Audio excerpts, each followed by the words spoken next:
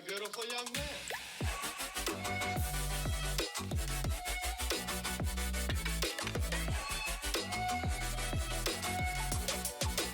Looks good too.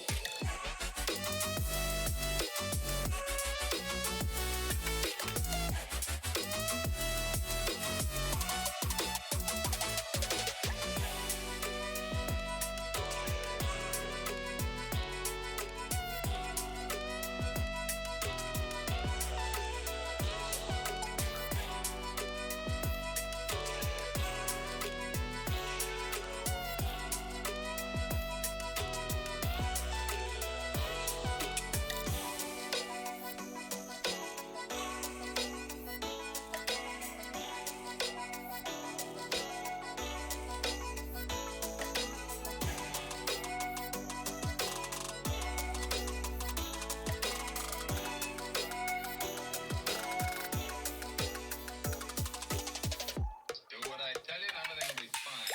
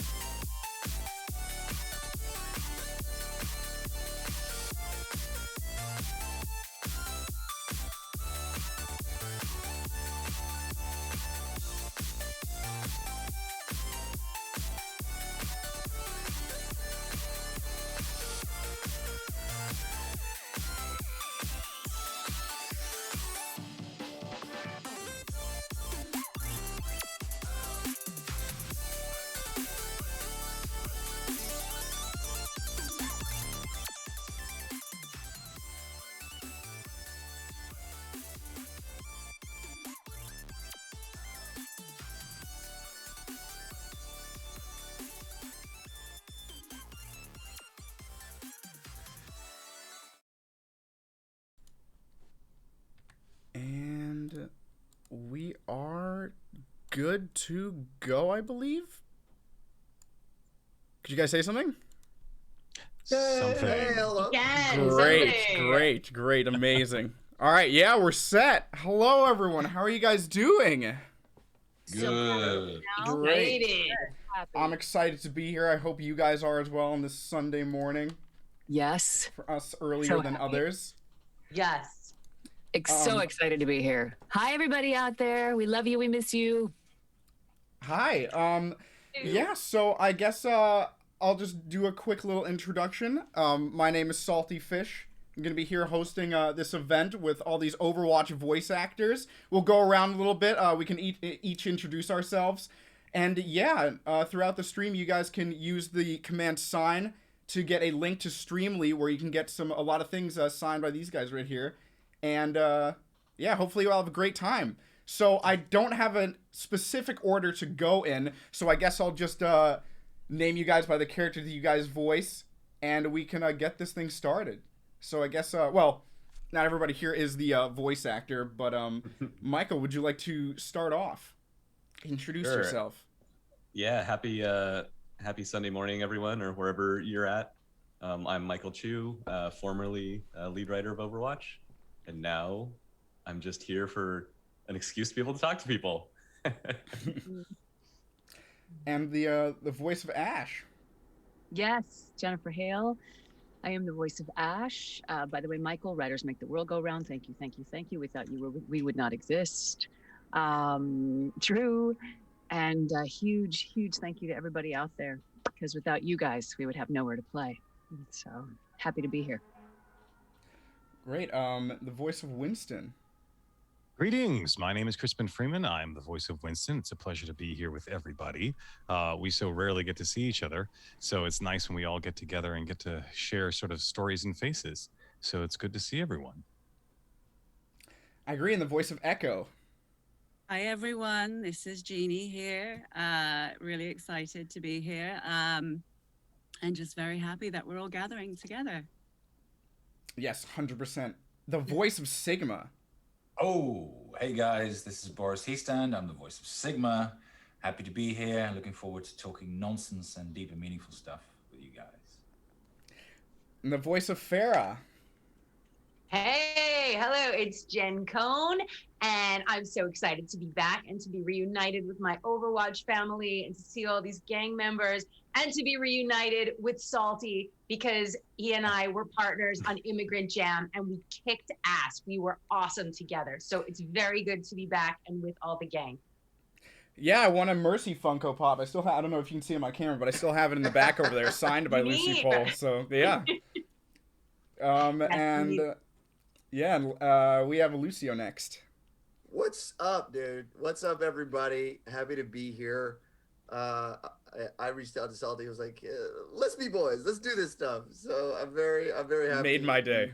Yeah, I figured it'd be fun. He's the one who's been helping me with some Lucio, watching his videos, and he got me the Floor is Lava achievement. I would say we cheated, but we got it in the end. It's not cheating if everybody on the other team was like, "We'll help you." I think that's bringing worlds together. We brought worlds together. Yeah, even if it ended in them, we didn't let them win the game either. Then we started trying. That was pretty bad, but nonetheless, I thought about still that the very other day. I was exciting. like, we probably should have let them win. We probably should have let them have that win. Yeah. All right, so I guess we'll jump right into it. I have a bunch of general questions, but I also have individuals for each and every one of you. Michael, would you like to start off, or should I just go right into mine? I have one question I'd love to start off with. So, of course. Everyone's been locked down in quarantine, hanging out at home. And I know a lot of people have taken up new hobbies, learned new skills, found new ways to pass the time. And I am super curious what everyone here has been up to. And for fairness, I'll share mine, which is that I picked up the cello again, which I haven't played for about 20 years. So that's been exciting. So I'm hoping that'll be my skill re-up for this time. But yeah, I'm curious what everyone else has been doing. I rebuilt a house from the inside out. I gutted and redid an entire house, including this wonderful studio I'm sitting in, which I love. So, yep. Wow, that's amazing. I Go, Johnny. All you. So I have a tiny room in the back, and I basically I've been on this fitness kick and journey for a long time, but when the pandemic hit, I couldn't go to the gym, so I've slowly been piecing together this tiny gym that has pretty much everything needed, like a full gym in this tiny space in the back, and it's kind of been my little place where I craft it so I make maximum space of being able to get maximum gains. Is that on your Insta, Johnny? Did you put that on your Insta at all? I should. But yeah, actually, throw it up. Yeah. I should throw a picture. Just like I should do a workout stream, and you guys just hear the pain. I'll heckle you. Oh, you should. I'll do it. Don't. I would too. I'll do it. Closet gym. Somebody said closet gym. Yeah, it's just in my closet. I got a full thing going. I love that. I was going to say, so I had started on Twitch just before the pandemic hit, but obviously had to like adjust and rethink things. So I started doing on Mondays these Ask Bird Mom streams, which are these advice streams. They're live real talk advice streams on Mondays. And so I had to do this, and I had my buddy and muse and producer, Pro Ness help me with this. So Ness, if you're there, hi. And then I had started before that doing these fashion streams where I'm bringing independent international designers to the gaming community, because the gaming community is so creative and inspiring, and I love all the cosplayers, and I love the coming together of it. And meanwhile, this indie community was not reaching the gaming community, so I started doing those streams on Wednesdays and Fridays. So doing all that, figuring out the tech for that, and figuring out how to do it at home when I'd planned like months of doing it in person was definitely challenging, but has been super fun. And I've been figuring out how the hell to have a kid in school at home the whole time, which, Jennifer, I know you can't relate to that at all. Not at all. I've been baking cookies. No. A lot of cookies. Nice. Yeah. I don't even bother baking them. He eats them raw out of the fridge. So, yeah.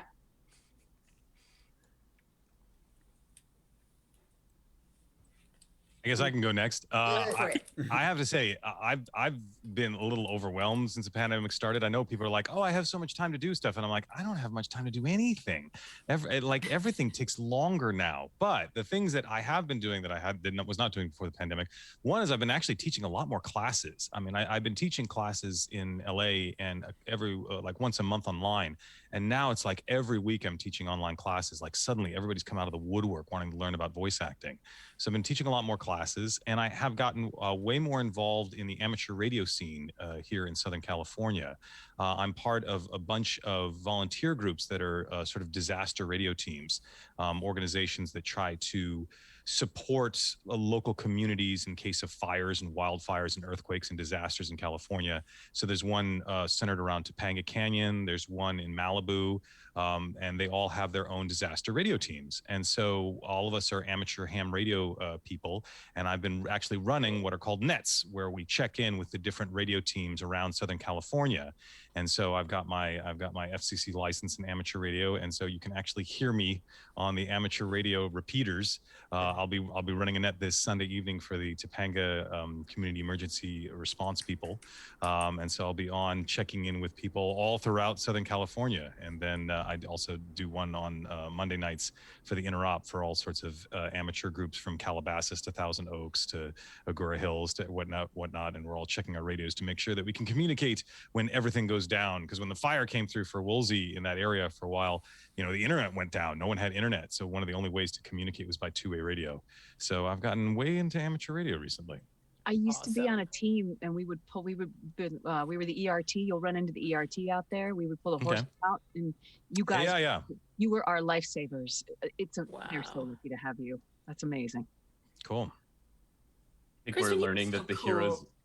Yeah. I know heroes of Overwatch are actual heroes in real life also. Yeah, like I'm actually on the radio calling people, Kilo November 6 Delta Foxtrot Yankee, can I get a QST? Like, that's what I'm all about. So exciting. Jeannie, you're next. I am. I don't know how to follow Crispin with that. Poorly roller skating. Find it parking lots where I can where I don't get thrown out of. I'm starting quite late in my journey of getting on 8 wheels. And it's just really good because, I'm constantly moving and getting the wind in my hair and just getting out and feeling like I'm doing something. I'm not a runner. I don't lift weights. I used to rock climb. I do a lot of yoga, but I was like, I just want to get out. So I got myself a pair of skates, and let me tell you that last year was a skate phenomenon, crazy. There was a drought and you had to wait 3 months for a pair of skates, and then people were charging like $500 on Etsy not Etsy, eBay or wherever it was. So, but yeah, that's my little hobby when I feel like I'm getting cabin fever. But other than that, just staying at home. I write, so I'm working on my pilot at the moment, and yeah. But I actually want to hear Michael play the cello at some point, because that is actually my favorite instrument to listen to. But they're also quite moody, Michael. Don't you feel that you go into a bit of a... Yeah, definitely. I think so. I don't know if the just starting back up again for me, I don't know how moody it is. It might sound a little more strangly, or it's not sounding great yet. But I promise when I'm back up to speed, I'll post a video or something. Yeah, love it. Yeah, please. Yeah, for me it's the same as Crispin, really. Well, I haven't been a radio hero at all, but I've been busier than ever, and so and luckily so, I've just been happily employed and doing lots of little jobs, quite a lot of voiceover gigs, but mainly animation, which has always been my kind of main career, as some of you may know. So I've just been working for this company called Moon Studios, and we made a game called Ori and the Will of the Wisps, which just came out just after the pandemic started. But that didn't mean that my job was over, because afterwards we had to optimize it for the Switch, and because there were a few bugs, and basically gave us the opportunity to add more stuff to it and make things better and improve some of the animations and let a few story beats hit better. And so we just kept on working until about August, I think. And since then it's just been straight on to the next project, top secret project. So I haven't had a moments of respite, which actually would be nice, but seeing as there's nowhere to go, it's fine. In my spare time, I've been working on the house a little bit as well, and being with my family. That's me. Taking care of my little baby, who's now 1.5 years. Enjoy every second. It flies by. It's true. Yeah. Flies by, man. It does go fast. It does go fast. Can't wait to go get some sleep, though. You sleep when they go to college. Yeah. True. That's a. They're gonna want you to get a puppy, like we have now, and you won't be sleeping then either. Oh. God. Right. Yeah, Okay. I've also been learning the piano as an instrument to I guess get into. I used to play when I was a lot younger, and I'm actually going to be using the piano today for one of the other questions that I'll be asking. We can get into that later, but Hey.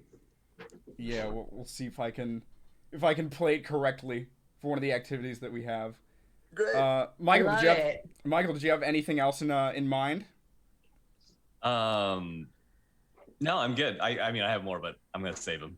Okay. Yeah, I guess we can just Let's go do for one a little after bit. another. So yeah, I had individual questions for every one of you, but yeah, if you guys also can answer, yeah, feel free to. So I guess we can start with I'll just go randomly with Crispin. These are just They're very strange questions. Crispin, voicing Winston, Gorilla in Overwatch, what is your current opinion on the Godzilla versus King Kong debate?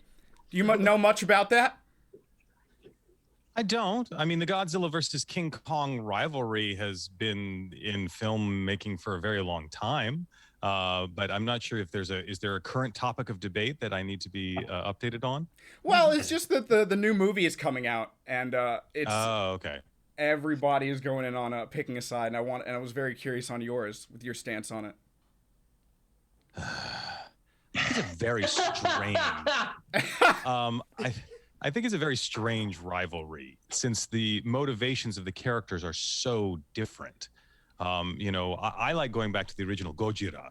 When you go back to the original Godzilla in the Japanese, the Gojira is this basically a manifestation of the sins of atomic power and pollution of humanity. And this creature comes out of the depths to punish humanity for what they've done in terms of pollution and atomic weapons. That's not King Kong at all. Yeah. King Kong is just living his best life in the jungle, man. He's just chilling, and a bunch of Americans and this blonde show up, and they decide to harass him in his bungalow. Like, why are you messing with the brother who's hanging out in the jungle?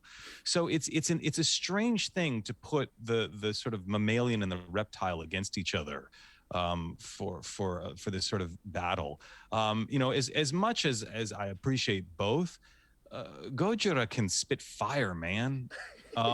He's that's he can hit. Are you Team Godzilla? I'm team leave the kaiju alone, man. The kaiju live their life. Gonna upset a lot of Winston mains out there. Wow. I don't. It's a strange thing. So I mean, it's sort of like, what's better, a samurai or a cowboy? And it's like, well, you can make two movies. You can make the Seven Samurai, and you can make the Magnificent Seven, but they come from completely different cosmologies. They don't. So putting them together is like, who wins, the X-Men or the Justice League? I don't know. I mean, or Avengers or Justice League. But they both serve their purposes. I mean, I grew up watching a lot of kaiju films when I was young, not realizing what they were. Gamera was always near and dear to my heart. A turtle that could spit fire and spin like a top. I always thought that was sort of cool. I also didn't know why everyone in this foreign country was speaking English, because back then I didn't understand what dubs were. But I've always had a soft spot in my heart for a lot of the Japanese storytelling and whatnot, having grown up on anime. But King Kong, should just leave the man alone, dude. Jesus, I could listen to Crispin all day. Right? I'm saying agree. exactly the same thing all day. Knew. I remember going to what did I get to go see? You did a panel on. It was two classic giant robots and superheroes. Yes, it was so good. Are you doing that online anywhere? I need to find some time to sleep. But no, you don't. We need you to not sleep. yes. I have many plans to do that. It's just that the pandemic has been a certain level of a unique level of pushing my buttons in ways that I did not realize. We're all in collective trauma. And so trying to manage that and also have to act. I mean, I know how all of you feel about it, but I'm having to deal with all these stresses, and then people want me to get in a booth and be excited to play a character, and I'm like, I'm actually really stressed. It takes all the energy I can to try to then forget all the craziness that's going on, portray a character to the best of my ability, and when I'm done, I'm exhausted. I just want to crash and fall asleep. Wanting to just sleep all the time. Yeah, just wanting to sleep. Because parenting is the same thing. When you have to parent, you're like, it's all great, and you have to do it from an authentic place, because kids can smell BS. You're like, I have to genuinely find my way to the best of this, and I have to do it in a deep way, so that my kid has this experience of the best of this. And I'm not lying to him. I have to do it. And at the end of the day, I'm like, oh my God. Yeah. Oh my God. Okay.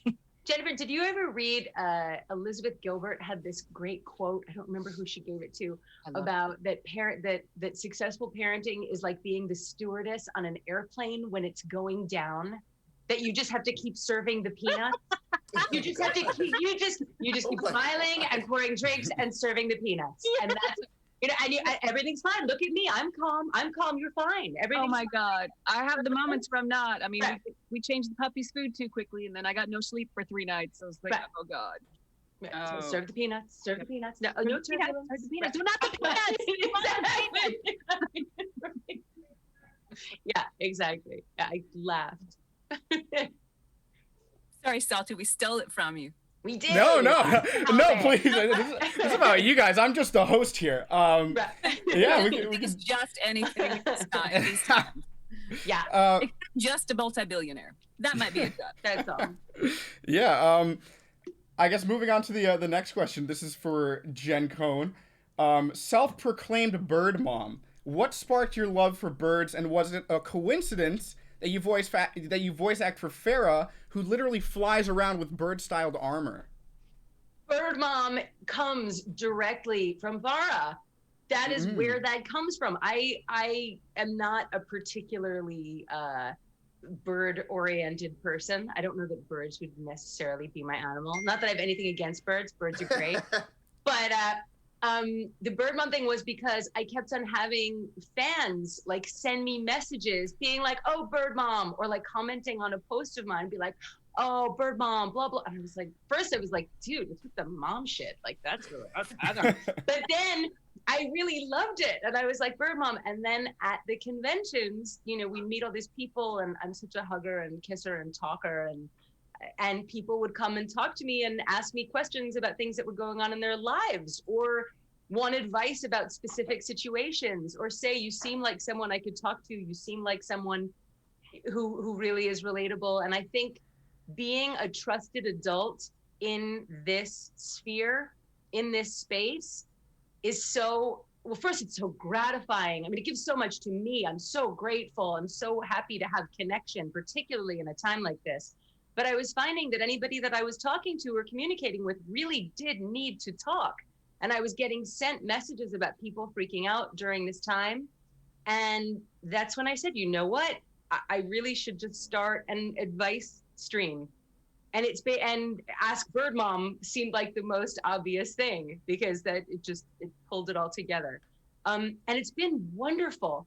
It's been really incredible. Our community is so incredible. You know, when I hear people talk about bullying on Twitch, or, you know, or nastiness in gaming, I know it exists and I know it's there, but in the community that we've created, it is so supportive and so gorgeous and so warm and open and encouraging. And I've been really grateful to get to be a part of it and get to see it sort of blossom. And people are doing well, you know, talking and being available. So it's been really nice. Yeah. Yeah. That actually perfectly transitions into the next question I had specifically for Johnny. I just wanted to know, how is everything going with live streaming, and it's not even so much so playing video games, but being able to interact with the community while just live, and also being carried to GM, currently in the same rank as I am in Masters.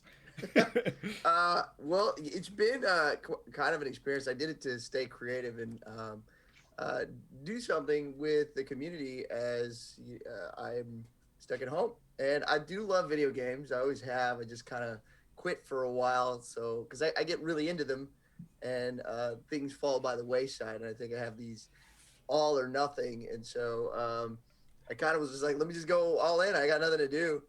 And it's been super fun to actually really interact on a daily basis with the community, because they're so, like Jen was saying, loving and amplifying. And I feel like I am training for this incredible fight. And I have at my helm just years of knowledge in the chat. They're like, no, go to high ground. What are you doing? You wasted your ult. Like, I have like so much. I wish when I was younger, I could have had this for like just learning anything I wanted. And people are reaching out to be coach me in the game. And so I think I actually am getting better. And I've gotten to Masters. And so now that I'm in Masters, people can't carry you, I think, throughout the top beyond Masters and GM. Yeah. So now I have to pull my weight, right? Yeah. So the first time I was in Masters, I dropped right back down to diamond, right? So then I was just like, okay, I was practicing. I was doing, healing, staying on heels on Lucio, doing what I could. And so slowly I climbed back to masters, and now it's hard. It is hard. And we're climbing slowly. So it's been kind of a thing of like, okay, I can't be carried anymore. Daddy actually has to do something. So it's been super fun. And, we say carried, but, it's just been, I've been extra trained is what I call it. But I've really enjoyed it. It's something I look forward to, and playing with you and all the experiences I have. It's been a joy. Yeah, I agree. What is it? And the game's been out for 5 years, so people have only gotten better and better at it. So it's crazy the skill level that people are reaching. Yeah. Michael, I've just been going back and forth. I still have more, but do you want to go? Sure. Yeah, I had a follow up. I just thought of for my first question, which is okay. So we're obviously here to talk Overwatch. I'm curious what you all think your characters in Overwatch would be doing during this time period of quarantine. Ash was taken to the internet to find other ways to move things around the way she needed them moved. She's responsible for our mask shortage, right? Right. I'll be controlling the supply. Lucio would have done a concert a la Post Malone for Pokemon Day. That would have definitely happened. Actually, for Pokemon, is that you think that'd be a Lucio's thing? I think so. Personally. You do it for a different game. You think so? Okay. He's the Digimon a Dragon Ball fan. Z game or something. I don't know. That's what I would do. I think Winston would be. Oh. I think Winston would be developing a holodeck so we could all have like a dance party together, like some way to connect everybody. It's like, oh, there's got to be a way to do this. It's just light, Like... Winston would probably be one of those people too, who's like, I've been training for this moment. That's kind of sad. I feel bad for saying it that way. Yeah, you're all where I am. It's perfect. I think Farah, I said a version of this yesterday. I think that Farah would be much like Johnny, working out incessantly. She would be building a gym in the back. She would have her own like workout zone. That would be the focus of the pandemic. It would be a fitness bacchanal for sure. Oh yeah, her and Brigida could trade training tips with the. Oh, it'd be amazing. Definitely, yeah.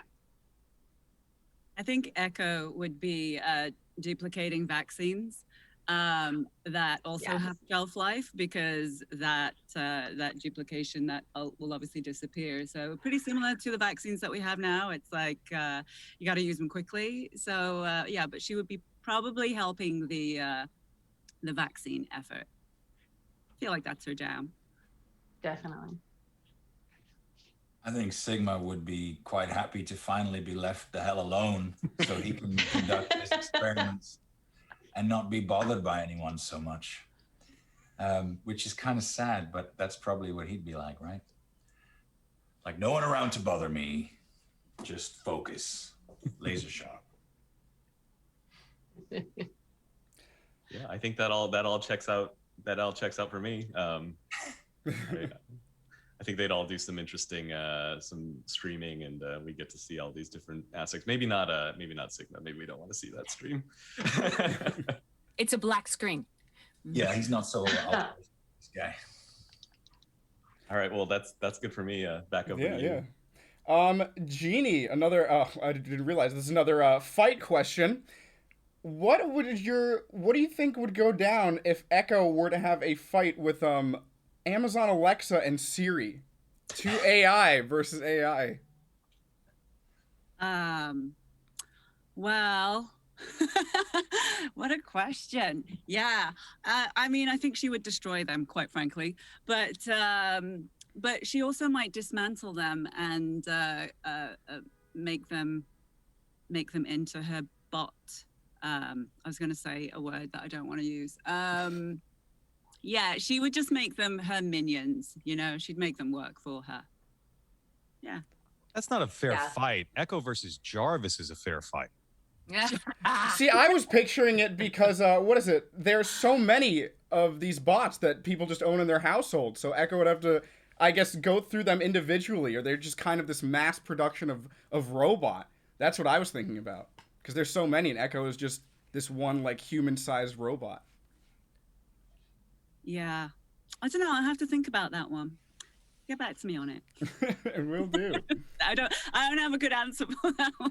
It's a weird question. Sorry. I don't blame you. Okay. I'm really nervous about this piano question, so I'm gonna save that for last. That is for Boris. Oh. But let's see. Jen Hale. Yeah. I gotta ask, is your single "Never"? Is that about McCree? Oh, great. That's so funny. Oh, I love that single. No, that single came to me. I don't know who those people are. It just came to me, and their story came through me, and I was excited to write it. I love the imagery of it. Is so cool to me. The snow and the trains and the midnight, cold and the loss. Yeah, it could be though. It'd probably be pretty cool, pretty fitting for those two. Yeah, I was gonna say, just to give some context to those watching, here's a quote that sparked this question. Never was a one who looked like him, never one with that smile, never one who could make me kneel and lose my mind. And yeah, just gave me very McCree Nearly vibes. lose my mind. Nearly lose my mind. Oh, I'm so sorry. Yeah. My mind is a little sorry. different. No, I must have. no. Oh man, so it's confirmed. I'm so sorry. Yeah. One of the quotes actually was, "Never one who could make me crawl a dozen miles." Like Yeah. He is the wind and the rain and the midnight train. He's the moonlight on the snow. Yeah, I love that one. That's great. Let's see. Okay. I will be putting all of your I put all your names into a hat. And I'm going to be pulling a name out of the hat, and I'm going to ask you guys to please read a phrase. Don't worry, it won't get you in trouble or anything. Please read a phrase in your character's voice. So let's do it. Drum roll. And the person delivering the line will be Boris. It'll be you. I heard that coming. All right, Boris, please pick a color out of these note cards. Let me see if I can. There's like 5 yellows. I'll go for pink. You go for pink. All right. So once again, this What won't if I get you in said trouble. yellow? He needs Johnny's camera for the colors. Oh, they're different. Yeah, they're different messages. But I hate to make you get political, but if you would please read out this message, if you can read that. Is that backwards? Wow. They all say that, guys. Whenever you're ready. Whenever you're ready. Subscribe to Salty Fish. Do it now. Amazing. No, they all had very different messages, I can assure you. Yeah. Suddenly the 3 yellows make sense. And speaking of voice acting as your characters, I must ask this for everybody. What is the weirdest thing that you've been asked to do with a voice? It could be for a friend, a fan, in the bedroom. But yeah, let's hear it. Well, we had that karaoke bit recently in some DLC where Ash had to karaoke. And I think I just made some stuff up on the spot. Yeah. Really? Mm-hmm. Es ist Lucy Paul. Lucy. Who is here? I'm so sorry. I should go. John. Yes, please, if you will, you should go. You could go. Right now, you need to go. You're so gorgeously tanned. Where are you? Oh. I'm in Gaku's dungeon. He's here. I'm in New York. This is what happens when you spend a winter in New York. No, I just got back from Mexico. Nice. Yes. I'm going to be the mayor of Tulum. Oh, I love Tulum. Yay. Juntos saldremos adelante. All right. Well, that's it. That's all I've got. Did I come at an opportune time? Yes. Mm-hmm. Yes. Yeah. Mm-hmm. Great. Anytime you arrive, honey, is opportune. Nice. See that, Mom? Hear that, Mom? I'll straighten her out. Okay. Okay, I'll just be quiet. I'll just sit here and be quiet. Yes, to catch you up, Lucy, we were just asked. I just asked everybody what the weirdest thing that they had been asked to do with their voice was. The weirdest thing that they've been asked to. This is a family stream, isn't it? Well, there could be PG-rated answers. No, one of my favorite things that I always talk about is that I had to dub Khloe Kardashian for German TV. And that sounds like this. Oh mein Gott, Lama, was machst du da? Lass uns doch ein Selfie machen, mein Arsch ist so fett. OMG. Talent. Delicious. Yay! Talent. Oh boy. Oh boy, who's that? Oh boy. That would be me. Now, was this with our voice in general or specific to our characters? It can be both. Yeah, if you can think of another one, that's fine. Yeah. There's a bunch. Yeah, right? Well, there's when you're in a booth, like, I think it was odd for me in the very beginning when it was they were asking for efforts to be, okay, this is your head being ripped off your body, and let's hear that. These are the things that I thought were just like, wait, what? And coming up for what that sounds like was kind of the weird part of it. Is like, what is that? Okay, he's coming up, and so then you're in the booth, and you're like, you find the weirdest noises you can make it was an alien video game where they were like devouring people. So the death noises are always an interesting, like, that was weird. That sounded weird, guys. Yeah, Best ones are the frozen ones where you're like, you're being pushed off a cliff in a block of ice and you hit the ground and then like defreeze, but you're frozen and then you get burned. You're like, what? Does that happen in Frozen 3 or something? But Yes. no, so it's funny, in case people who are listening aren't super familiar with this, like when we have the actors do their kind of death and pain and whatever lines, we give them some pretty bizarre direction on how to make the sounds. Like we'll be like, oh, okay, you're getting punched, and like, okay, I get it. Oh, I got punched, right? And then we'll be like, okay, now you're getting hit by a car, and the important thing is to really focus on how abrupt getting hit by this car is, right? Like it's got to have this sound, or like you're blowing up, and so now you're flying up through space at the end. And then I think like one of the weirdest ones, right? Because sometimes it doesn't actually match up with the action. So if you're bad at Overwatch like me, you hear this sound all the time, which is that when you are low health, they do the big gasp. Yeah. And like usually what we say is it's like you've been holding your breath underwater and you like burst out of the water for air, and like that's your low health warning. Those two actions have nothing to do with each other, but they're pretty weird. And the funny thing is, like, when you spend enough time in this, as we all do, and then you go through your real life, I find I log what happens. I was climbing one time and I did a stupid, like my foot slipped on a hole. I was lead climbing. When you lead climb, Jeannie, you're going to clip in. And so that's your most vulnerable right before you clip. And my foot slipped. And I did a stupid thing. I pushed off the wall and it ended up going almost upside down. But as this was happening, the sounds I was making, I was like, oh, I got to remember that. Oh, I gotta like I've only once broken one bone in my body. And it was the bone on the right side of my right foot. And when I broke my foot, my 4-year-old was in the room. And I was like, so I was trying not to swear. I was like, salt, pickles, jeez, focaccia. Just trying not to swear. As this is happening, I was like, and I realized, oh, that's a mid-tone sound. Why is there no high end in that? Oh, because I'm not afraid right now. I'm just in a lot of pain. I was like, oh, okay, so fear adds a high pitch. I heard right now, stop it. I'm so impressed that you have the presence of mind to go through that in those moments. I'm very impressed. I face planted once. I was playing tag with my horse in a deep sandy pen, and I face planted in the sand, and I was like, oh, that's a great sound. Like, Holy crap. It's like, you just get logged. You're like, oh, good to know. Good to know. Good to know. I'm really excited to see what the next video game has you saying focaccia in it. I'm gonna be watching for that now. Who's gonna get there first? That has to be our safe word, guys. Like whenever we're in trouble, it's focaccia. Focaccia. That's it. I've only sworn twice in front of my kid. Once was today. And it was completely accident. Somebody showed up to put and install something else in my house on a Sunday morning right before a panel. I was like, oh shit, I'm not ready. I was like, what did I just say in front of my son? That's so good. That is so good. Friends, kids all the time, and it's the worst. I'm like, oh shit, oh sorry, oh what? And they're like, stop. Just let it out. You can't ask them. You want them to be their best, you know, and you realize that I've realized you can't ask them to do anything you won't do. So if you don't want them to not, you better not do it.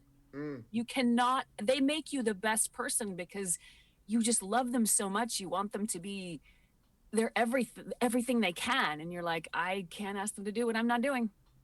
So yeah, I don't ask mine not to swear. So thankfully, there you go. We're on even playing field. But but it's very good that he knows not to. That's very good. But also, he's a New Yorker. That would be like asking him not to breathe.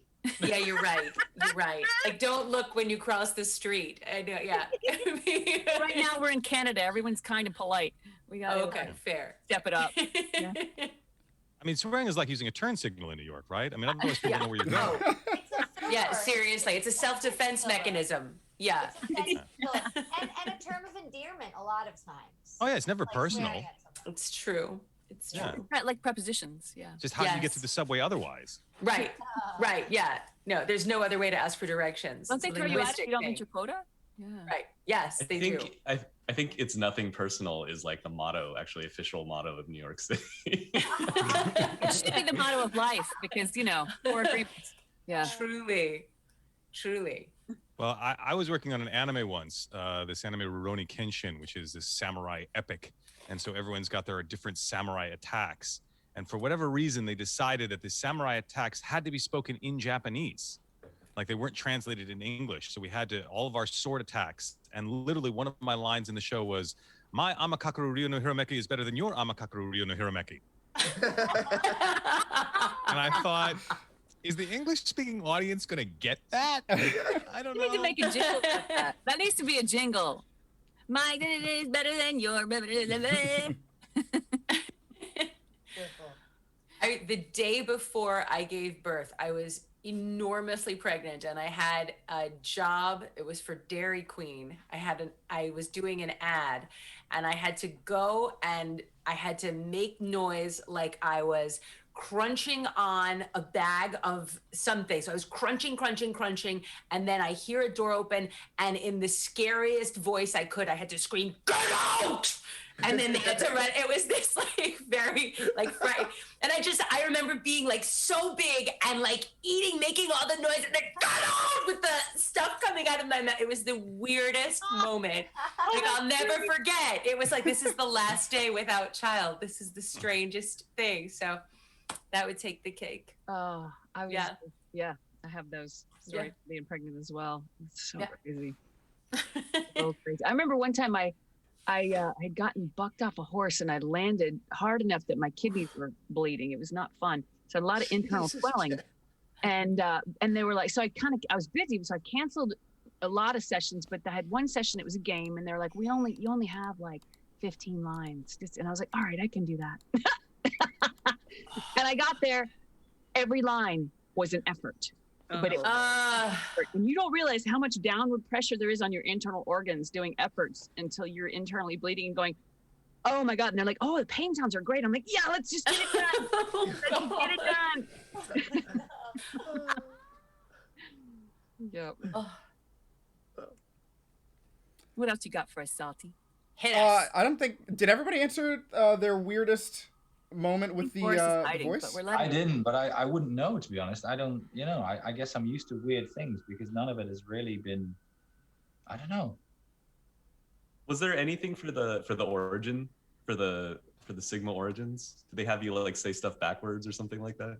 No, it was all, no. I mean, the only thing that was interesting about it is that we had several different intensities, because there's no way in hell that I would have been able to go to all those different places in one read. So we just decided to do a whole bunch of different intensities so you guys could then put them together later. But I wouldn't call that weird. That was just an interesting way and much easier way of working than doing it any other way, I think. The karaoke thing was weird though, because I was not familiar with that at all, because I knew about Overwatch, but I hadn't played it. and I didn't know there was any karaoke in it. And so, and they never told me this. And if they had, then I would have prepped something. But instead, Andrea said like, right, oh, but by the way, it was the last day and the last line, and oh, let's do this karaoke thing. And I thought, what? No, no, please, no. Because I was put on the spot, and that made it slightly uncomfortable.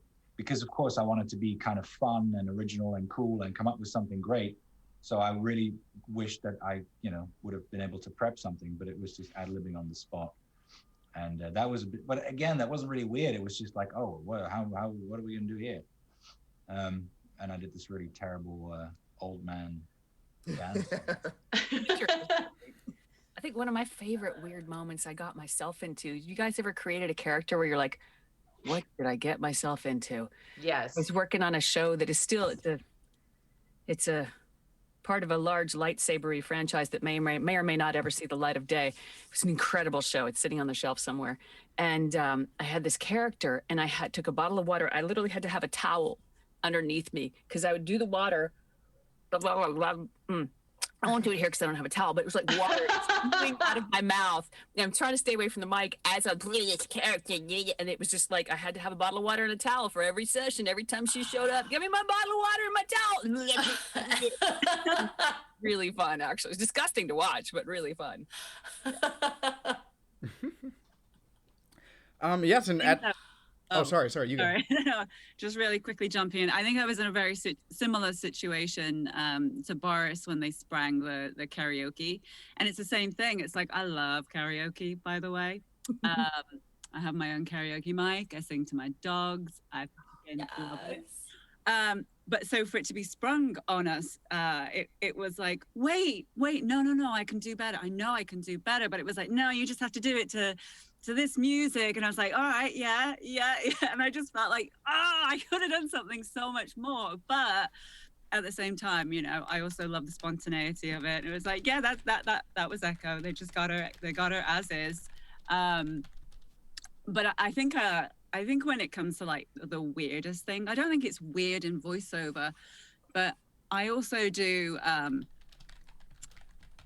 dubbing for Asian cinema as well.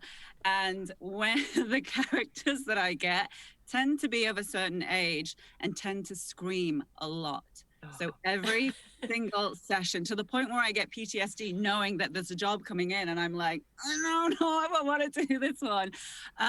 Because halfway into it, there's screaming, there's crying, there's pleading, there's throwing themselves on the floor, and it all sounds fairly similar, just in different ranges. And by the end of it, I come out and I'm like, I need a massage. I need to hug a big teddy bear in the corner of a darkened room and just cry myself to sleep. It's like, it's intense. And I don't think people realize that, at least for this genre of, especially if it's an Asian horror, by the way, it is intense. So Overwatch was a lovely breeze, if anything. And even doing the different character alts, that was, at first I was kind of a little apprehensive because I thought, oh God, can I deliver on this? Everybody's done such an amazing job. And then there's different languages, and obviously Genji and Hanzo's, they're very masculine and that kind of Japanese kure sort of thing. And they were so much fun. So there's, I think there are just lots of opportunities for a bit of weirdness, a bit of vocal throat ripping. It's all part of it, really. So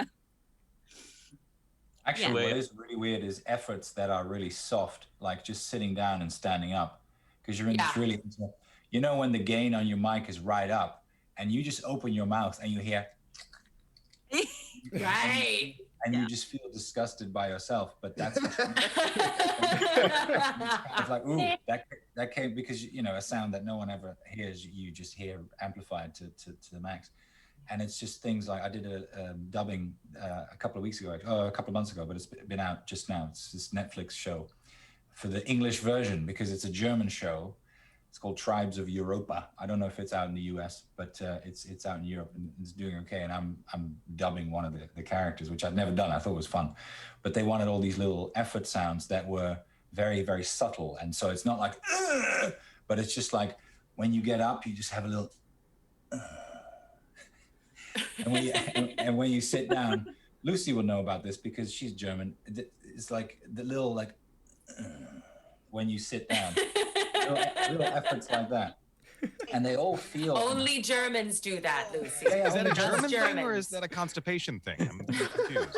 They go hand in hand. All Germans are constipated. Yeah, exactly. Yeah. Right. Physically or emotionally. Yeah. Right. As a matter of fact, watch this.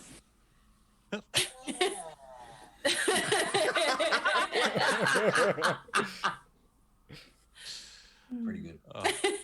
See, when Winston had to do the karaoke, they sprung it on me too, but I had this great idea that they wouldn't let me do because it was going to be like a rights issue. I was going to have Winston sing Fly Me to the Moon. Right? Yes. Fly me to the moon and let me play among the stars. And I got through the whole song. Like I did a whole take at full tilt, full volume, everything with a crazy voice. And I got done and they're like, yeah, we can't use that. I was like, I would have loved that. Oh no. Ooh. But luckily, Michael saved me because Michael was there and Michael said, what if he scats? And I was like, Winston, as a scatter, like total Cab Calloway. I'm loving it. And so, Told me nothing. They were just like, oh, and now can you just like sing something? And I was like, what? Why? What is happening? And they were like, oh, no, karaoke. I was like, and that's why Mercy goes, la la la, doo, doo, doo. I don't know what's happening. I think the only thing they told me was like, oh yeah, Darren did like a Reinhardt rap or something. And I was like, He did. Okay. Yeah. That's Well, the fun thing. I- Oh, go ahead. No, go for it. Like, is your character necessarily a good singer? Maybe they suck. Right. You know, that's always that's a fun choice. You know, your It's ego more gets fun. out of the way, but it's a fun choice. Like, I can sing. And I think just to paint a picture for everyone, if you're not thinking about it, like the music that actually plays for the, you know, it's kind of like up tempo and it's got beat, like it has its own opinion. Oh yeah. And so imagine like you hearing no, you know, actors have no idea what's coming, and then you hear like, okay, can you sing to that? Like, yeah, I'm not sure. But I say don't worry because I hear that for Overwatch 2, what they're gonna do is fly you all out and get you in a karaoke bar, ply you with alcohol and everything, and then just record you live that way. I'm in. That sounds great. Cosplay for that. Yeah. Yep. Done. Cosplay and soju.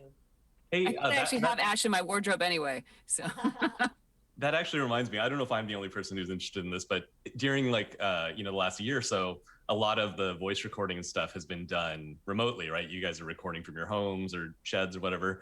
And it's, some people have some pretty interesting setups. So I'm really curious, like how are you guys doing recording during coronavirus? And if you have some interesting setup or anything like that. I'm in my setup. I made my setup. I built the ceiling cloud. I had a professional design the whole thing. I love my setup. I got Ganesh watching over me.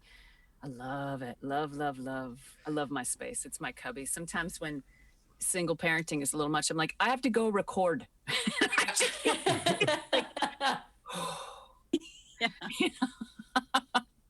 I love it. I love it. I love, love, love my space. Yeah. But yeah. I feel though, because it's an ask, you know, it's an economic ask to make a good space. I know, because this was a big bite. And I've sometimes worry about the equity of that demand for everybody in the community. You know, that's a tough one. You shouldn't have to choose between your health and your livelihood. Yeah. Apartment is as big as Jennifer's studio. So. Your love for me. I'm not in New York though. I'm surrounded by trees and water. Yeah. I had to take clothes out of my closet. Oh, Johnny, are you okay? I got an armoire, and this is where I do my voiceover. Same. Tiny little closet. Goodbye. Johnny, your fancy In camera. the closet. Coming out. Johnny's But coming out. I treated it, and it's decent, but I don't have the space to create. I was gonna get one of those studio boxes or one of those, but I just don't have the space for any of that. So this is what I had to do. Ventilation is a nightmare in small spaces, though. Like nobody has solved it. Like in this space, I don't even have ventilation in here. And nobody has solved ventilation effectively that I know of. Crispin, you've solved it? Of course you have. Please share. This was an issue for me when I first built my first booth. I was actually in New York City. I had like a very narrow walk-in closet that I sort of turned into a booth. And of course, you got in there and you asphyxiated within a couple of seconds because there's no air. So when I came to LA, there was a wonderful guy. His name's Les Claypool, and he had the smallest, best ventilated booth I had ever recorded in. And I basically called him up and I said, Les, you got to help me build a booth in my house because I don't know how you made a closet that I could breathe in, but I need that. And so you have to do it with what are called baffle boxes. And so what we did is we took a walk-in closet that I have, and we treated it all with Oralex, but then he put the baffle boxes. And the baffle boxes, basically, you imagine a box that has sort of a zigzag pattern for the air to go through. A maze. What happens is you line the inside of that zigzag with acoustical foam. Okay. And what it does is it allows the air to pass through, but the sound gets caught because the sound has to keep making 180-degree turns. And every time it makes a turn, there's foam there to catch it. So there's basically a baffle box on the outside and one on the inside, and they're linked. And then there's another set at another part in the booth, and there's a little fan that I can activate. But I don't even have to turn the fan on, usually, if I'm in there by myself and I have the lights off and I'm not generating a lot of heat. Yeah. But that's how you get, and if you get like a fancy whisper room, they'll have this thing that looks like a snake, and it's snaking all along the side of the whisper room so that the air can go through, but the sound gets caught in each one of the turns because there's foam there. So it's technically called a baffle box, and that's when I was like, Les, I've got to have baffle boxes, and he set it all up, and now I can breathe in my booth. See, That's great. I made this airtight space. I mean, I have double drywall on one side with green glue in the middle, a space, double like each wall has the double drywall with the green glue on either side of it, and then there's a space, and then there's another wall with all that. And so I'm so resistant to punching a hole in that incredible fortress I've made, for fear that it's going to compromise. Like my neighbors love their lawnmowers and love their leaf blowers, and I don't hear them. I don't hear the trash trucks. The only thing I hear is stomping above my head. That vibration comes through. Nothing else comes through. And I'm so scared to punch a hole. I'm like, no, don't break it. Yeah, so the hole, when you put the hole through, if that's the wall and you're punching the hole through, there's got to be a box on either side. Okay. And that way you've sealed it again. Yeah. Right. If you only put a box on one side, then thing can get around the box and through the hole and into your space. If you put boxes on both sides like that, then it's going to be really hard for stuff to get through. The only stuff that gets in my booth, I don't have the kind of what you're talking about is dead air, right? That's the best kind of sound isolation is dead air or sheetrock. I have laminated glass, dead air. Right. So I'm pretty good. I can block out most everything. The only things that gets through are like leaf blowers. If there's like a really low rumble because I'm on a concrete slab and the bus concrete slab will come through. Yes. But otherwise, nothing's getting through the baffle boxes. It's getting in through other ways. Okay. I had a crackhead who was dying. Yeah. Lucy, you're super quiet, by the way. Turn up because you're too funny to miss. I definitely want to hear the story too. Yeah. With an intro like that, yes. Yeah. During since the pandemic, there's like this little like courtyard thing between my building and the building next to me, and it's become a home for various crackheads. And I had a session that I had to literally stop every 5 minutes because there was a crackhead who couldn't stop clapping his hands. And then people would go, stop it. And he'd go, I can't help it. And he'd just be clapping and yelling. And I'd just have to be like, I'm sorry. This is, the crackheads are here today. Wait for them. Oh my God. So yeah, it's tough in New York. The sirens, the crackheads. Oh, there's so many sirens. Yeah. Yes. Yeah. The screamers. Agreed. Now I record in my pantry. So that's it's going into, I've got the soundproofing behind where I record, but basically it's like all of the staples in the pantry are the things. And then if I ever have to have a camera, they see my bananas hanging behind me. It's like it's a very inelegant but useful solution for now. It works.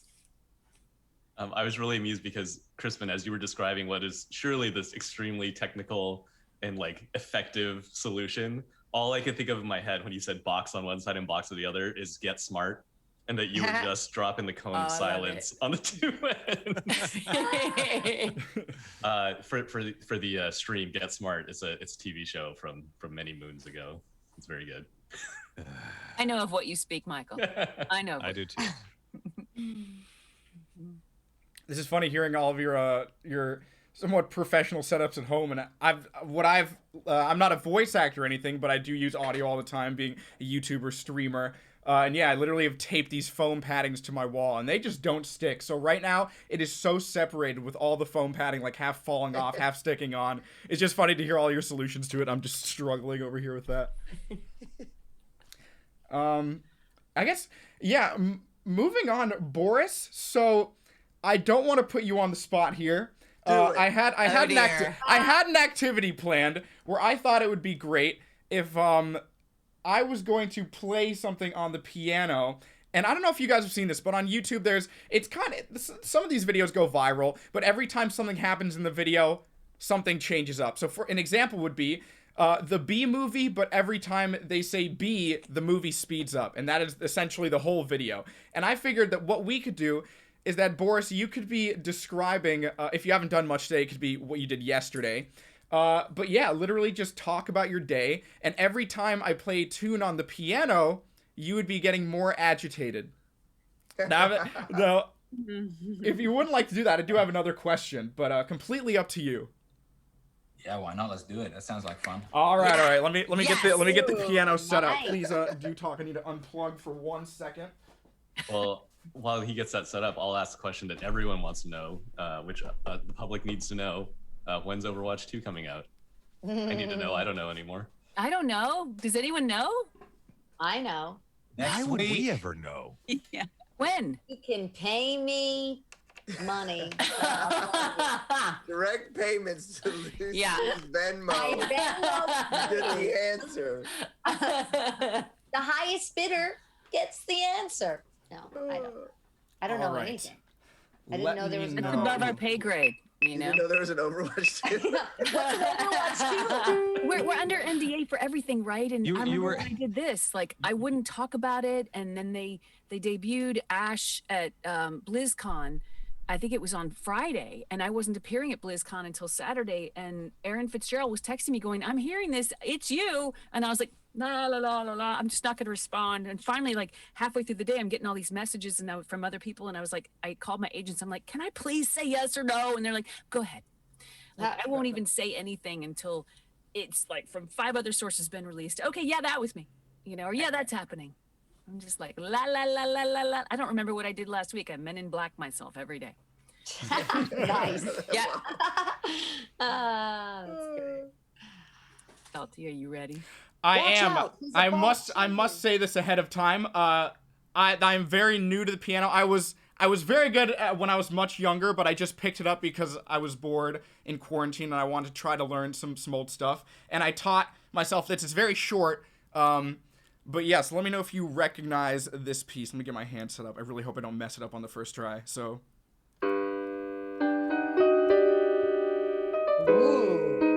What is that melody? Yes. Okay. Good. So every time I will be playing that, you may start whenever I play that tune. I'll try to play it a little bit faster. You just get more agitated, and then hopefully we can get through your whole day. Where does it end? That when I kill myself? When does it end? I guess once we really get crazy Improvise. up there, yeah. Or if you finish if you get to the end You of the rip day. your clothes off and run out of the room. Yes. Okay, Lucy's That might correct. happen. That might happen. Wow, Lucy, Thursday.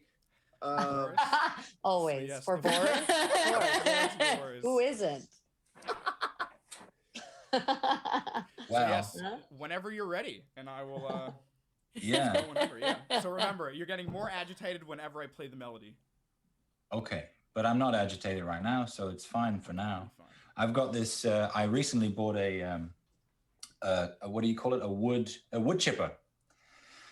Because I've got a garden. Ooh. Luckily, I've got a big garden, which is nice. And but we cut all this wood because, you know, stuff grows.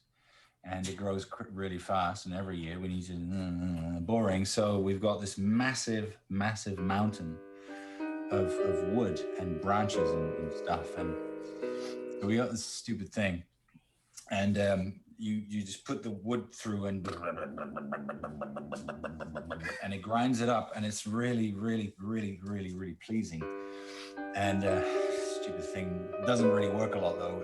You have to just you know, first of all, the cable is quite short, so you plug it in, but then you can't get very far from the shed where you know I have to, because it's the back of the garden, so this is lumberjack form. So I take it out, and I can't even reach the bloody branches. You know, I can't even reach them. Like, great, yeah, it's not so great after all. Boris, when it works, it's thing never bloody works. It doesn't do anything.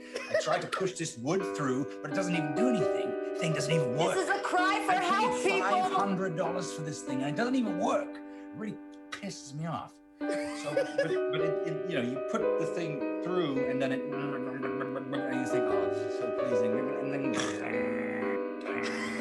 it just stops, and you have to reverse it, and it just comes out, and then it takes 5 hours to put one branch through. Yes. Great, amazing.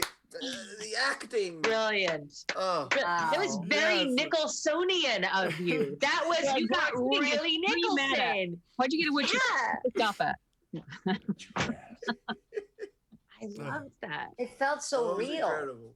Yeah, it did, didn't it? It was real. I wonder, Boris, if we have the same wood chipper, because I have the same problem with mine. So there you go. I think it's a euphemism. Yes. But only Lucy knows. We've got... It's a German euphemism. I don't know what that means.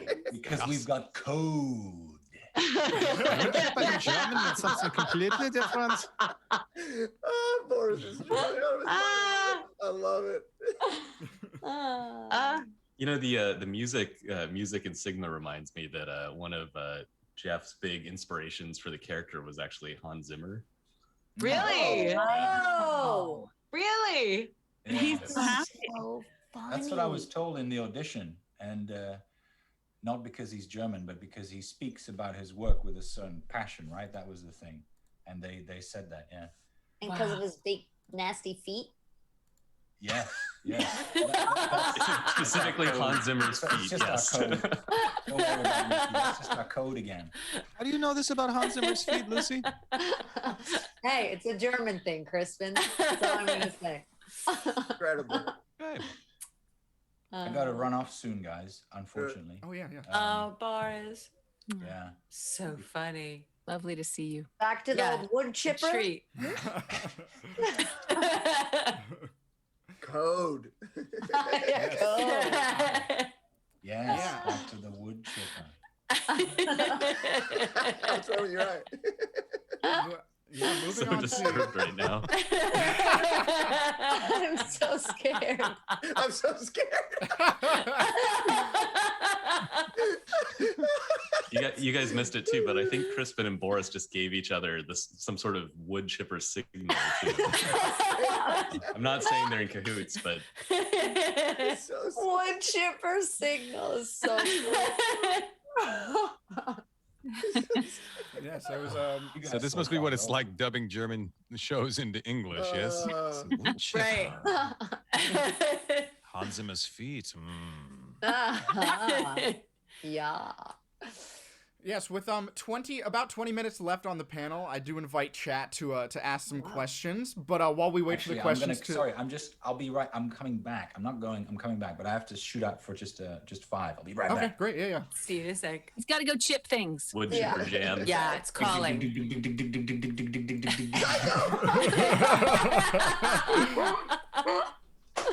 Yes, I will.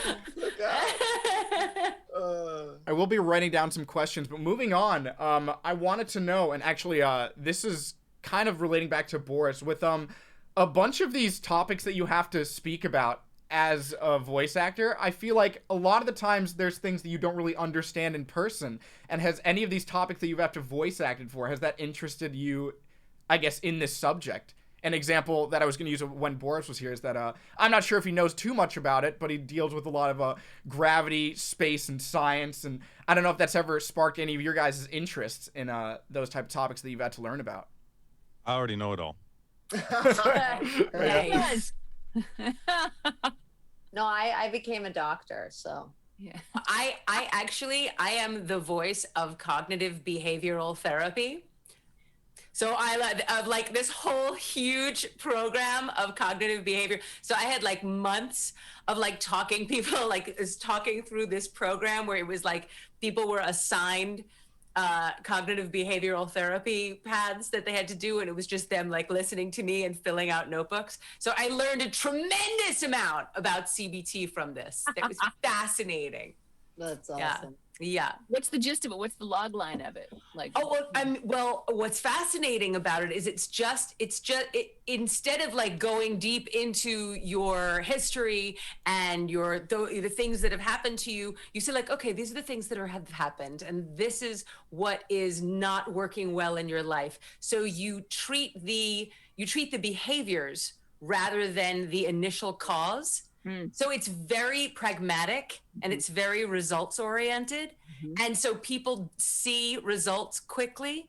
They aren't necessarily dealing with the initial cause, but they're dealing with how these traumas play out in their lives. It's fascinating. I don't know if you're familiar with like neurolinguistic programming, Jennifer. Oh, yeah. Yeah. So it's funny because when I was sort of researching CBT, it sort of felt like a more sort of simple, straightforward, practical neurolinguistic programming sort of setup. yeah. It's very cool. You don't need to track down which store the nail came from. You just need to get it out of your tire. Correct. Exactly. But it's funny because actually when I would do Winston and we'd have certain quotes, like there'd be Carl Sagan quotes, and we'd play this game, Michael and I, like, could I identify it? You know, like, that's from Pale Blue Dot, isn't it? You know, like, everything. You know everything. You're That's so what my scary. agent Oh said my to me. God. Can we pause and have a conversation about the nature of reality and quantum physics and whether time in fact or parallel? Like, I mean, if I you want to want, get into quantum entanglement, we can, but please, in Winston's voice. this is what I've been asking for. Winston needs a science show. Yes. Yay! Oh, that'd be so cute. I love that. Yeah. Ash will charge everybody to come.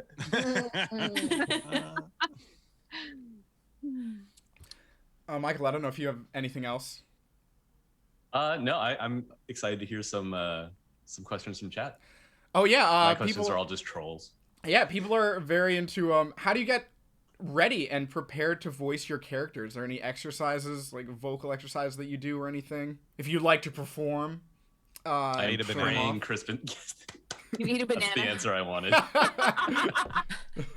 Just a banana. Oh, scarf it. Vocal warm-ups, you know. Yeah. It's all in the writing to me. It's all in the Yeah. writing. It's all the writers make the world go round, man. It's all in the writing. It really is. It's the gospel. One of the things that I have to do with the Winston voice, which is challenging because people think like, oh, you know, does it hurt? And it actually doesn't. But the challenging thing with the Winston voice is that it sits in my range right at the boundary line between pitch and rhythm. So if you do a drum roll, that's you hear the individual notes of you hitting the drum, right? Right. But if you get that drum roll fast enough, it starts to become a pitch, Yes. right? The frequency difference between a rhythm and a pitch is just, you know, like 20 hertz, like it's around there. And so in order to do Winston, I'm right at the bottom of my range, right when my voice wants to crap out and stop making pitches and start making rhythms. Which means that there's like air flying past my chords in ways that you usually don't do. And so what happens is that it doesn't hurt, but my voice dries out because there's so much air going past my vocal cords. So basically when I'm recording Winston, I'm drinking like a fish because if my chords dry out, I won't hurt myself, but I won't sound like Winston anymore because as my chords dry out, my pitch gets higher. So it doesn't, you know, so in order to be stay down here, I have to do this. And you know, like, I mean, like, the entire session, I'm just drinking like crazy. Your lung capacity has to be insane to keep that. A little. Yeah. There's Yeah. that deep breathing. Well, that was the other thing, is that actually I had a friend who could play the didgeridoo, and I had tried to play it a couple times in Australia, and it's really hard because you run out of air so quick. And so I was like, how do they do this circular breathing? And so when I found a guy who could actually do it, I like grabbed him and I was like, you must teach me how to circular breathe. And so I actually sat down with him, and now I can play the didgeridoo, and I can do the circular breathing trick with the didgeridoo. And that's a sort of an amazing thing. It's not something you can do while vocalizing. You need an actual instrument to pull off the circular breathing, but it taught me a lot more about sort of control and stuff, or do that thing. I'm telling you, Weekend with Crispin. Oh my gosh, I'm in. Yes. Yeah. Listen. Yep. Throw a topic at it. Watch him go. Can't wait. Yeah. Yeah. I love it so much, Crispin. Like, seriously, Oh my gosh. like, I need to have Wow. green tea with Crispin now. Yeah. Yeah. Yep. Yeah. Another question is, what type of character do you think is your favorite to voice? Like, it could be a hero, it could be a villain, someone who's insane, anything like that. Do I you like guys to have a cross the preference? gender barrier. I like to take, Oh. well, not take the boys' jobs, but do things that I live my career to break barriers, right? That's really what I do. Yeah. And I love to do things that people said I can't. That's what Yeah. I auditioned for this little kooky goat the other day. I really wanted to get that. I would love to be a goat. Like You'd be like amazing. animals, like things you can't do in live action that you're not allowed to be, you know? A goat. Yeah. I want to be a goat. You'd be an Goat. amazing goat. Yeah, you And would. you just- You'd be a You're sweet. I just almost want to there. be a You're goat. almost Mom. there. Yeah. You just pulled something back from the distant recesses of my mind, which was how amazed I was the first time I heard you as Diablo, right? Like, obviously we'd done the Leah stuff, and the Diablo was amazing. I was like, what? Thank Really? you. That was super fun to do, you know, because I hate being put in a box. I'm like, I can do it. The great thing about that day was that morning I had done an episode of Sophia the First, where I've been the voice of Cinderella since '95, and Cinderella could, sang this song. And in the morning, I was in the booth going, "We could be true sisters and ever after friends." And in the afternoon, I'm like, "I'm going to eat your soul." True sister song in my head. I was like, "Oh my God, I love my life." Yes. Thank you for that, Michael. That was super fun to do. Yeah. That's awesome. Boris, welcome back. Thank you. Yes, welcome back. Hello. What did I miss? We were just asking what your favorite type of character is to voice. Not everybody's gone, but feel free to. Yeah. I would concur with Jennifer. I like being subversive. There's something about, I like playing the subversive character. Sometimes that means it's the gender bending character. Sometimes recently it's been the ridiculously sincere character. I mean, I'm a big fan of Captain America, and there's so often now in our sort of social media hip flip totally being insincere way, sincerity has somehow gone out of style, because to be sincere is to make oneself vulnerable on social media, right? You are just opening yourself up for everyone to just take a bite out of you. But for me, sincerity starts to become this incredibly subversive weapon, because if you will stand in your truth, whatever that character may be, like people will say, "Oh, isn't it more fun to play villains than heroes?" And I'm like, no. Optimus Prime, man, stand there as Optimus Prime and say, Megatron, like, must be stopped no matter the cost, and that sort of like standing there. I mean, that's part of why I love Winston so much, is because he refuses to compromise his idealism about stuff, and standing true to that idealism in the face of that. I think that's the kind of thing that I like to play. And it's so brave. I love that. I mean, like, that's like, it's so brave. I remember, I'm old enough to remember when the trend came in to, especially commercials, where it was all that flip and I don't care thing. And I was like, oh God, I can't do this because I care. I live in the world without skin. Like, I care. I can't help it. And you're right. It's such an act of bravery to live in the world in that vulnerable, sincere way. Yes. Yep. I mean, Well said. All the trolls, Yes. all the leverage online is to the trolls, right? Whoever has the most time to waste and can be the most caustic gets the most attention online. Like, the entire game board is slanted against you. So standing in a space online and being sincere is like completely subversive and completely brave, because everything is designed to tear you down. Oh my God. I know, that's so resonant. Yeah, and attention is, it's our number one commodity in the marketplace. I've got a whole, line about this in the videos I've put out. Like, attention is our number one commodity in the marketplace. I don't even block trolls. If I need to, I'll mute them, but I'm not going to feed them the energy it takes to block them, and I won't converse about it, because they're also trolls for a reason. They have become trolls because they have a giant need that's not being met, and that is the only way they can figure out to do it, And I'm not going to shame and humiliate someone for having a need, even though they're being a complete piece of crap, the way that they're acting. But I also am not going to give them my attention, my energy, and my focus. That's my power. I'm not handing it over to them. Yeah. Yeah. What else you got, Salty? I love that. What is it? Oh yes. So with everybody talking about these karaoke lines, I had no idea that. I guess it kind of makes sense when you hear them that the directions they gave you were just like freestyle it, and it makes me wonder if you could redo any of those voice lines karaoke, or just any lines in general in Overwatch. Which ones would you want to redo and why? I don't know. It's kind of a perfect experience for me. I was like, that's amazing. Well, that's part of why I don't play games. Like, I don't want to hear it back, because we get only the context that we get in the booth, which is everything the team can give us. But they're in the middle of production, and those details tend to fold out as they go down the line. And we've already happened. We're just not going to get that information. Everyone has literally done the absolute best they can to give us complete information, but we don't always have it. So when I watch it back later, I'm like, if I'd have known those 4 details, I would have adjusted just slightly this way, and it would have been even better. But that's not realistic, so I just don't look. Yeah, and we do that too, right? Where we tell you to do a line because we think we're going to use it for something, but then we're like, oh, actually, that didn't work. Maybe we'll repurpose it for something. Or sometimes we're just wrong. I remembered one time for McCree and Matt Mercer, I gave him the wrong direction for I'm Your Huckleberry. And he got all this crap from people because you didn't say it right. I was like, oh, that's my fault. Oh, no. But the volume of work that you guys have to take on as the team, it's insane. It's an insane amount of work. That's an industry that eats its young. Like, the level of burnout is insane.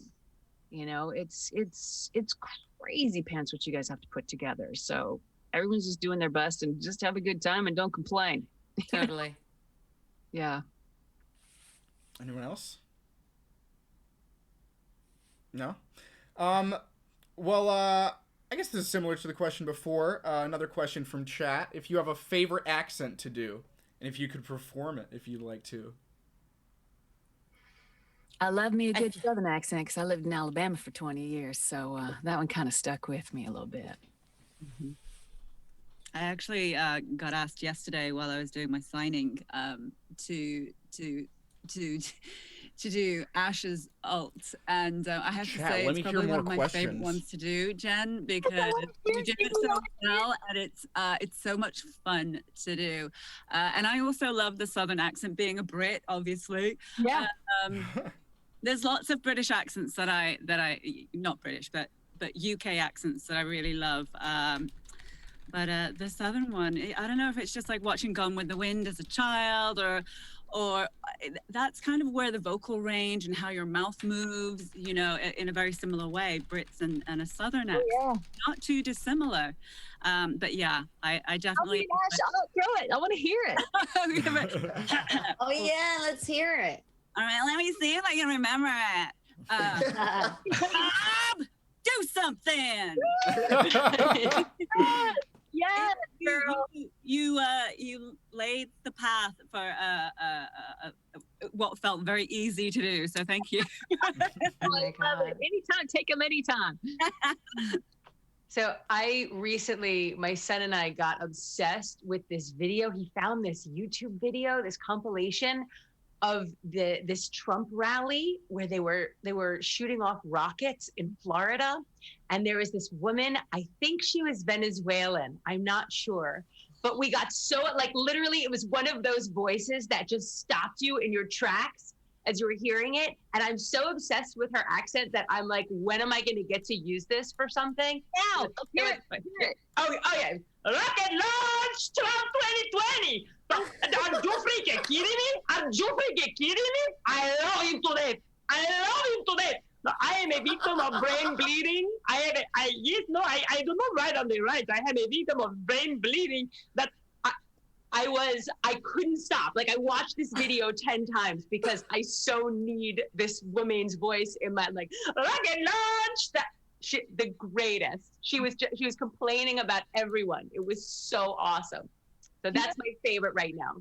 Do you ever find yourself, like, I was on the bus from Birmingham to Manchester a couple years ago, going to a convention there. I'd been visiting family and went to a convention. And on the bus, there was a woman, and she had the accent. Let's see, I can't find the Birmingham accent, but she had this sort of a voice. And everything she said was as if it's terribly important. Like, they were just so... And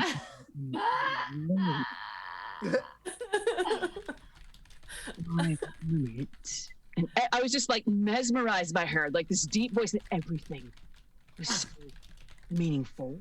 I recorded her. I literally recorded her. I was like, how could you? I've become one of those crazy ladies where, like, if before the pandemic, when you'd be going to the nail salon and there'd be pairs of girls with like serious vocal fry, or like if they'd be together in the supermarket talking, and so they'd be talking about like how it is, and oh my God, it's, you know, I said, oh no, you had to see what he said. So he said that I shouldn't wear this, and I said, oh my God, you should wear this, and I am the crazy old lady like behind them going like, oh my God, you really should, shouldn't you? You really should. Oh my God, yeah. Well, that was you? Yes, it's me. I do it. It's so bad. And I do. And I catch myself. I'm like, it's so rude. Stop that. That's how we can't help it. Yeah. I know. It's the impulse. I have a Serbian friend who's really sweet, but she calls everyone asshole. Hey, asshole, how are you? How are you doing, asshole? Give me a kiss, asshole. Smile, you idiot. I love it. So good.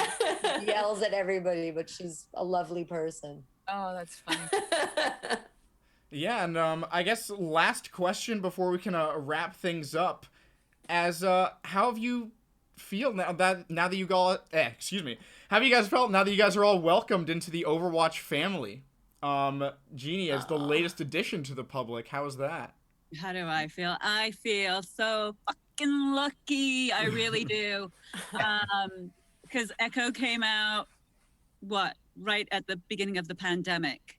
And so obviously everybody goes into like isolation, and I get this virtual social media kind of explosion on my phone, and I was like, oh wow, there's all these people, and this is what. And at first I'm quite a shy person unless I know you, and then I'm a loony. But yeah, I was like, oh, what do I do with this? Everyone has just been so lovely. Any fears or apprehension about engaging with the fans and whatnot? Because this is brand new to me. It's been an absolute treat. I love it, and I couldn't have landed with a warmer, more lovely bunch of voice actors who are just so welcoming. So yeah, that's my experience. Now we send you to Boris. Sorry. I meant to say, yeah, I wanted to know everybody else's experience as well with being welcomed into the Overwatch community. Oh, it's the same for me, really. I mean, I was the year before Jeannie, right? As the latest edition, and it was crazy, and it's just absolutely wonderful. Because you guys, the rest of you guys, are all the well-established folks. You're the old veterans who've been doing this for 500 years. And, I beg your thousands of years back in my day. So we're the new kids, and everyone was super welcoming and sending messages saying, "Oh, you're one of us now," and it's just been fantastic. It's been a ride. Obviously, the pandemic has put a bit of a stop to our social gatherings, which is a real shame. But I was lucky enough. I met Lucy, obviously, and Johnny and I went to Holland together, which was really nice. And I mean, I'm really, really looking forward to many more of these where we all get to meet again and spend time together and hug and drink. Soon. Would anyone else like to go, or? Yeah, I mean, it's really, I can say from my perspective that this community is really special. You know, it's clear. I've been lucky enough to be a part of a few, projects, and this one is a very unique community. The culture is wonderful and, beautiful, and it's really, really great to be a part of. It's I met Jen before she was announced in Overwatch at a convention, I remember, and I was just like talking to her. I was like, she's really great. I really liked her, and I didn't realize, but like just a few months later, it's announced. Yes. She was out. I was like, hey, wait. Yeah. I remember that too. Was that Manchester? In Manchester, we met it. That was Manchester, and you were super nice, and we talked, and then when you were announced, I was like, oh, that's right. It was really funny because the guy there who was taking care of all of us was so gaga over the Overwatch crowd, like so gaga. And I'm sitting on the outside going, oh, this is good. Oh, man. That's awesome. I remember that.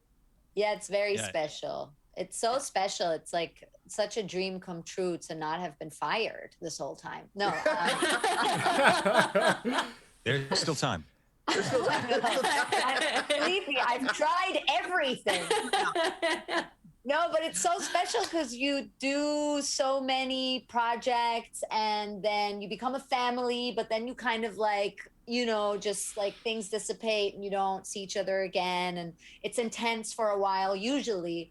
But this has been just like a real family, and it's grown. Yeah. We've gotten to know each other better. We've had so many crazy experiences together. And I think because it's been such a wild, sort of unprecedented ride, because we're all in this boat together, it's like we're like this like secret club. Like nobody understands the experience that we've had with this, the way that, the people on the inside sort of do. So we share, it's like this secret wood chipper club that shares a secret code, kind of, you know what I mean? Like you can't really explain it to people what this has been in all of our lives, I think. And mostly though, because of the fans and the way that the fans have embraced the game and us and everything around it. And then, I guess Michael coming up with this whole world and all the characters kind of summoned it all to life. So it's all your fault. Love it. I've been voice acting since '97, and I usually consider myself a professional. I can get in the booth and I can jump into whatever the emotional state of the character is and jump right back out if I need to and leave it all in the booth, right? And not get affected. Overwatch is the only project where I have choked up in the booth, where I've gotten emotional in the booth. Wow. And a lot of that credit is to Michael, you guys, and the writing and the conception of the characters and everything. But there was a time when I came in to record Winston and they had one of Tracer's lines. It was for the recall short, Winston, is that you? Oh, it's been too long, And I'm like, I need a moment, right? And that's never happened before. I've never felt so personally invested in a project since, in the 20 plus years that I've been working as a voice actor, that it is so important to me to play Winston, to give Winston his due, and to make sure that he has the voice and the portrayal that he needs in order to work in this world. And I think that there's like an essential nature. I mean, everyone says, oh my God, you all look like your characters in Overwatch. And it's like, I don't run around with a gorilla suit, or do I? But I think there is sort of there's an essential nature of everyone that they're bringing to their character that is really sort of cut to the quick. Like there's a deep-rooted sensibility and appreciation that everyone's bringing to their characters in Overwatch, and that level of authenticity and sincerity, I think, is why this thing resonates on such a deep level. Oh my gosh, so well said. That's absolutely true. I've told the story. So when I was in college and I was getting my BFA in acting, and there was the moment where you meet with your counselor and they say whether or not you're accepted into the BFA program. And we start talking, the advisor and I, and she's like, Jen, she sits down. She's like, you are like an excellent piece of bread with too much butter on it. And we're going to work on scraping the butter off so you can just be the excellent piece of bread. And I remember at the time being like a little like, what does that mean? But as life has gone on, I totally agree. I, as a person, am a very buttery person. And I always credit Andrea Toyas for like seeing through the butter to the bread, because Farah is just this like excellent piece of bread and is not buttery. And she knew me. I had worked on World of Warcraft and something in the Farah audition. She knew. So I agree. It is that essential nature that brought us all here, where we all get to be ourselves in it. And I have likened this experience of being in Overwatch and being Farah and being here as like a magic carpet ride. Like of all of the gigs that I've gotten, of all of the animation or whatever, like this has been a gift. This just sort of landed and it was like, here you go, jump on the ride. I had no idea where it was going. I had no idea what it was going to become. It's been unlike any other of my voice gigs ever. And I'm incredibly grateful. And I love that it's taken me to all of you, to all of you guys and to you guys. And I can't wait till we can all be in a room together again. That's, yeah. Beautiful. I 100% agree. Great note to end on. I guess I should just say this is the first time that I've ever done something like this with this type of content that I'm putting on the internet. It's mostly just a lot less professional. I can assure you guys that. Very strange, yes. But yeah. Give it up for Salty. Yeah, no, but seriously, thank you guys as well. This is a huge event for me, and Overwatch really did change my life. Like it blew up my social following that I still work on today. And yeah, I guess really thank you guys for being here. I hope you guys had a great time. Thank you. Thank you. Yes. Thank you, Michael. Yeah, Michael, thank you. Thank you, Michael. Yes, and happy to get to talk to you all. And thank you to everybody out there. Thank you, because you do this. Yes, thank you. And we're all going to be signing live soon. Yes, I was going to say, use the command sign in chat to get a link to Streamly.com where you can choose all your signed items. It's going to be up there for another week. And there will also be a YouTube video of the event that we had today. So make sure to stay tuned for that, chat. So much love. Yeah, and, everybody. On that note. Thank you, gang. Thank you. Guys. Yeah, I'll just be heading out and I'm going to end stream there. But yes, it was great meeting all of you guys. Yeah, are we off stream? Pleasure. Here, let me Salty. be right back. Yes, it was nice seeing you guys too. Here. Goodbye, everybody. Bye.